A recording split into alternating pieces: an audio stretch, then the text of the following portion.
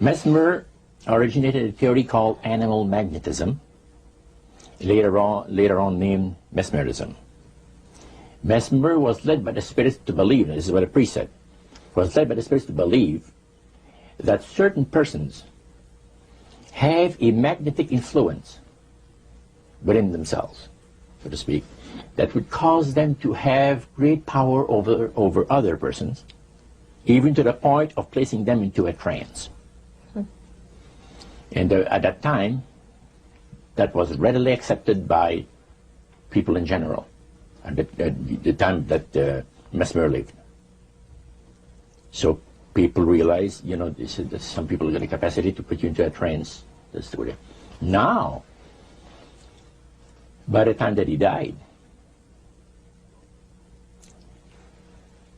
in 1815, a lot of the physicians in Europe were using hypnotism as a means of anesthesia.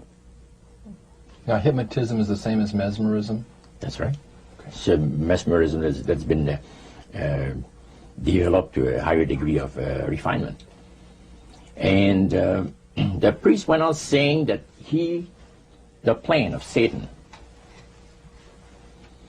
to deceive the human family this way, he says is the most intriguing thing to his mind. And he went on saying how it was going to be brought about. He said that a fellow by the name of Darwin and another fellow by the name of Thomas Henry Huxley would be used by the spirits because in their childhood they had been hypnotized by medical doctors. And they figured that they would be real good subjects to lead the people into this belief that they had, that Satan wanted to bring into people's lives. Now, what were those 3 points again, Roger? The 3 things were, number 1, that they did not want Satan did not want the human family to think that he or his angels existed. Right. The second point that you made had to do with taking control of people's minds. That's right. The third point was what? Was to destroy the Bible without burning it. Okay. See? And what was his strategy on that? On that, it was very interesting. Because after the Great General Council, it was decided that Satan would tutor Charles Darwin personally in setting up the principles of his theories of evolution. He was tutored by Lucifer himself, fallen Lucifer. And at that time, it was understood, Satan and his spirit counselors understood that if a person was led to believe in the theory of evolution, it would, in his life, destroy completely the creation week of the Bible, the fall of man, and the plan of redemption. It would do away with it. In one fell swoop. Yeah. Now, he made a unique statement. He said that according to the spirits, anyone that teaches a theory of evolution is considered to be a minister of a great religious system. See, they call it the religious system, the theory of evolution, because it is a system of schooling people and getting them to disqualify themselves from being members of Christ's kingdom. And he said that every teacher of that theory is recognized by the spirits as a person of great value and receives a very special unction from Satan himself, giving great power to induce spiritual blindness, to convince and convert. 3 capacities are given to those teachers of the theory. Then, that's not all.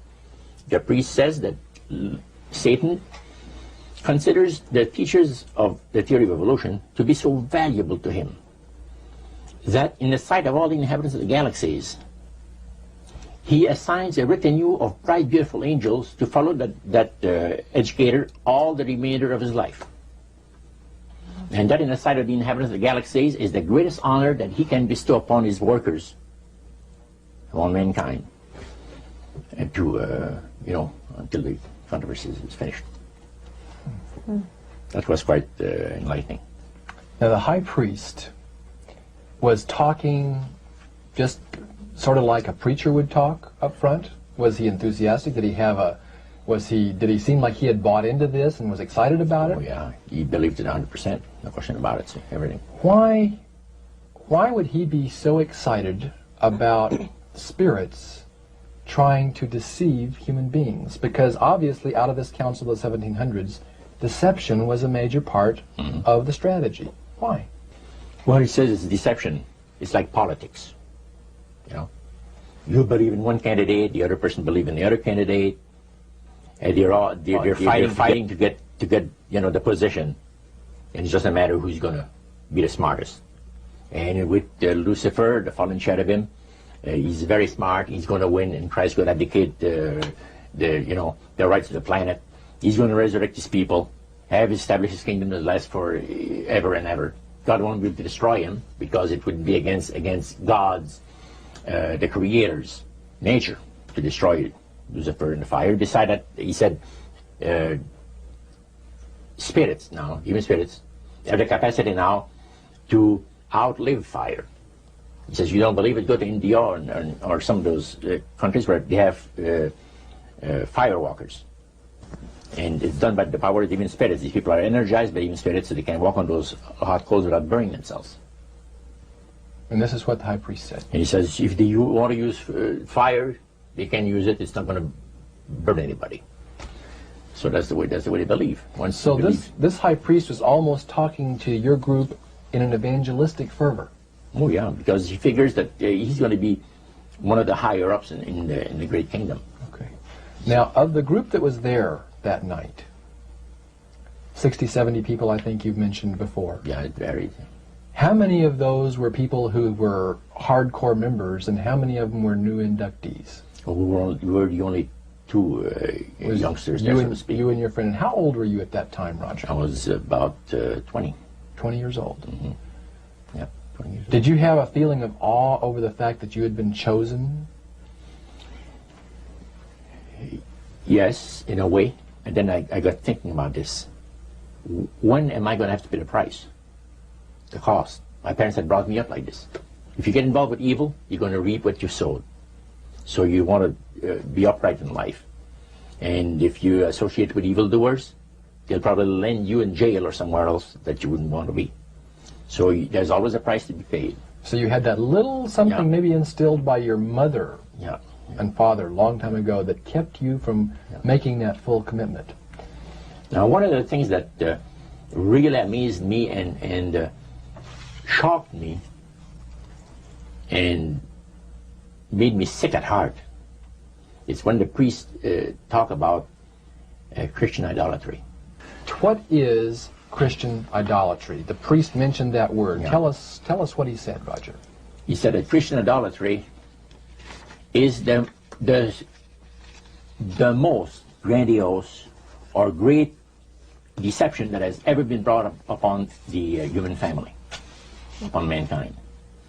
And he says, and he boasted that demon spirits are continually defiling Christian churches through the avenue of necromancy by using a form of spirit worship that involves hundreds of millions of Christians into idolatry without their being aware of it. Now, what is necromancy? Define necromancy for me. Their belief, popular belief of necromancy, is to conjure the spirits of the dead. So that you can speak with someone who has died. Like the seance that you originally went to was the practice of necromancy. Yeah. Now, the priest says that this super deception is brought about in only one way. Through the deceptive belief that man has an immortal soul that lives on after death. And he said that constitutes idolatry through necromancy. So he says there are hundreds of millions of Christians that are practicing idolatry while they're glorifying God. See? Because they believe that the soul is immortal. Yeah. They may not be talking to the supposed spirits of the dead. Oh, contrary to popular belief, necromancy does not consist of conjuring the spirits of the dead. The reason being that man is totally mortal and does not possess an immortal soul. So who are they talking to? He says, the friendly demon spirits have always found over the centuries great delight in impersonating in apparitions departed loved ones and persons of great renown. Now, friendly demon spirits. Friendly demon spirits. Are there more than one kind of demon spirits, Roger? Well, there's three main divisions, and then there's divisions within those divisions.